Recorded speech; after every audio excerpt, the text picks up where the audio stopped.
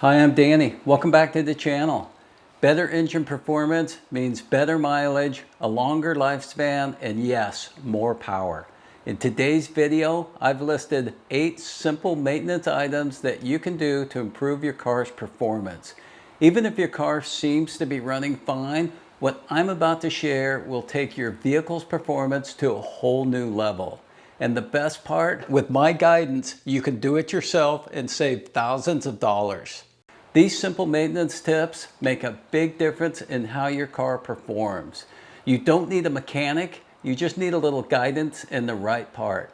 I've linked all the products to complete these tasks in the description below, along with a step-by-step video for each task.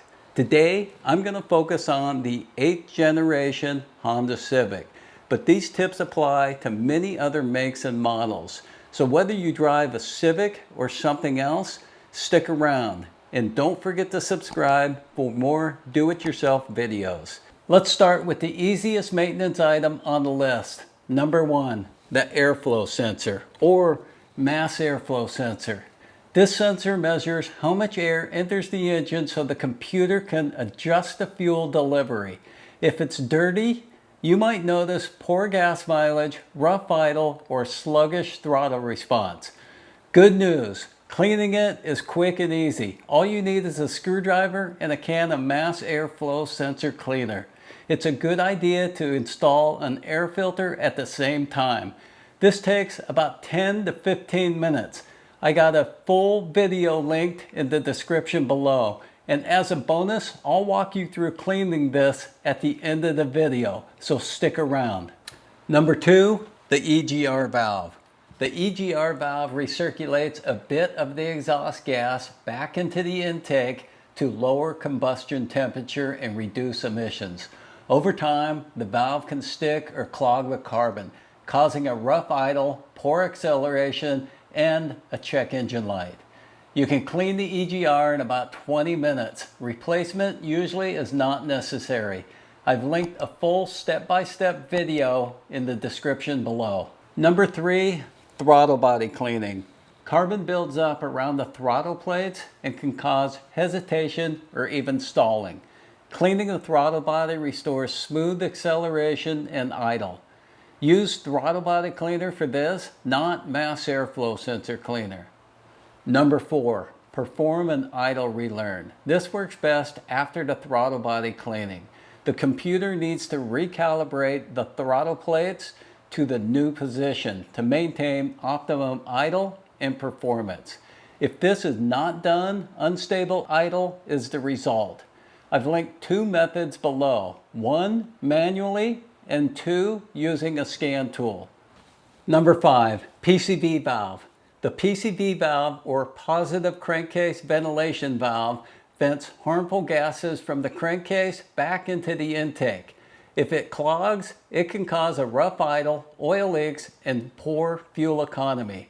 Replacing it is cheap and easy, and it can improve drivability. I added a video link in the description below. Number 6, spark plugs. Old spark plugs can cause misfire and poor fuel economy. Stick with OEM recommended plugs. They're reliable and they last up to 100,000 miles. Use a torque wrench and gap them correctly. I added a step-by-step video in the description below. Number 7, oil and filter change. Fresh synthetic oil reduces friction and wear, helping your engine run smoother and last longer.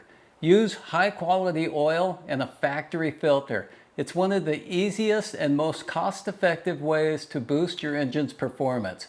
A video link will be in the description below. Number 8, thermostat. The thermostat helps the engine reach operating temperature quickly by redirecting coolant flow until the engine warms up.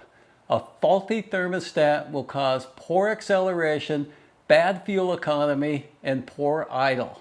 A link to the video on replacing the thermostat will be in the description below. Next, I'll do a demonstration on how to clean the MAFS airflow sensor. Make sure the key's off before you disconnect this connector, otherwise you'll have a check engine light, but push the tab right here and just kind of rock it out.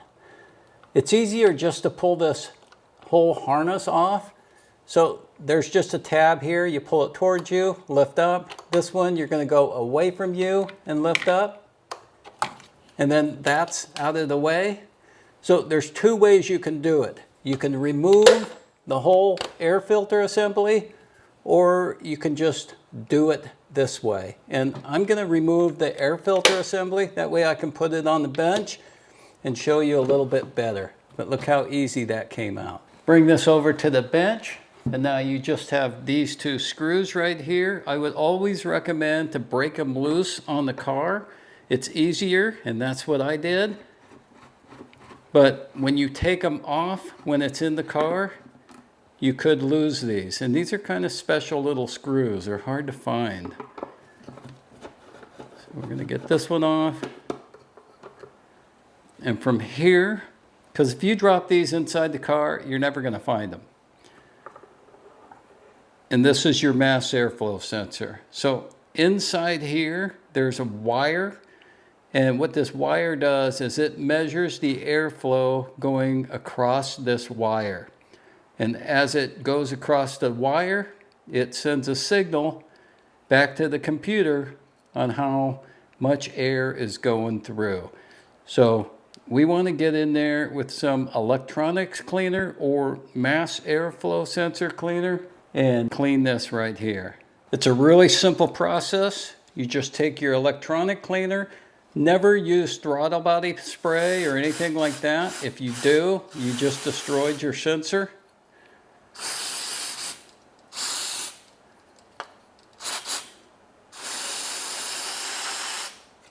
That's it. We're going to let it dry for 5 minutes, and then we'll put it back into the car. There we go. Get our new screws in. And this is going to make a huge improvement.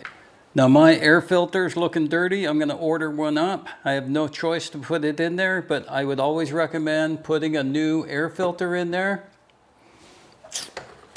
And never use throttle body cleaner. It has to be MAFS airflow sensor cleaner or electronics cleaner. That just pops up here.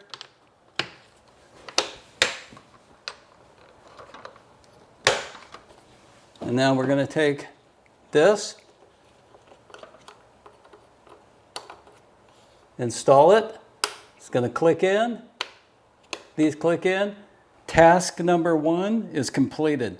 If you learned something in this video or found it helpful in any way, give the video a thumbs up and hit that subscribe button so you don't miss out on any future do-it-yourself tips.